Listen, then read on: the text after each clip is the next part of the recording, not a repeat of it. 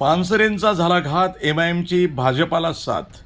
अहिल्यानगर विधान परिषद निवडणूक उमेदवारी माघारीवरून राजकीय वाद, एमआयएमच्या भूमिकेवर प्रश्नचिन्ह. अहिल्यानगर स्थानिक स्वराज्य संस्था मतदारसंघाच्या विधान परिषद निवडणुकीत उमेदवारी माघारीच्या अखेरच्या दिवशी मोठा राजकीय पेच निर्माण झालाय.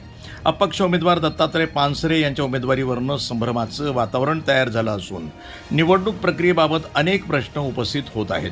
मिळालेल्या माहितीनुसार पानसरे यांच्या उमेदवारी माघारी संदर्भातील अर्ज सादर झाल्याचा दावा करण्यात आला. मात्र दत्तात्रय पानसरे यांनी स्वतः कोणताही माघारीचा अर्ज भरलेला नसल्याचं स्पष्ट केल्यानं या प्रकरणाला नवं वळण मिळालंय.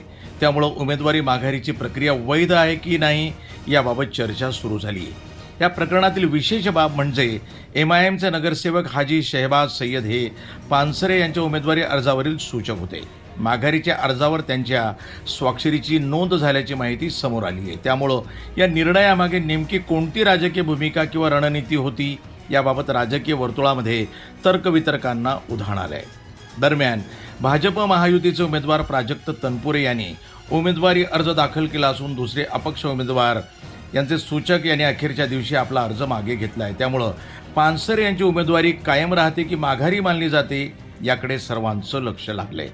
या घडामोडीमुळे एमआयएमची भूमिका चर्चेचा विषय ठरली असून विरोधकांकडून भाजपाला अप्रत्यक्ष मदत झाल्याचा आरोप केला जात आहे. मात्र या संदर्भात एमआयएमकडून अधिकृत भूमिका अद्याप समोर आलेली नाही. आता निवडणूक प्रशासन या प्रकरणावर काय निर्णय घेते आणि पानसरे यांची उमेदवारी अंतिम यादीत कायम राहते की नाही यावरच या निवडणुकीचे पुढील राजकीय चित्र अवलंबून राहणार आहे. वृत्तसंपादन विभाग, न्यूज टुडे 24, अहिल्यानगर.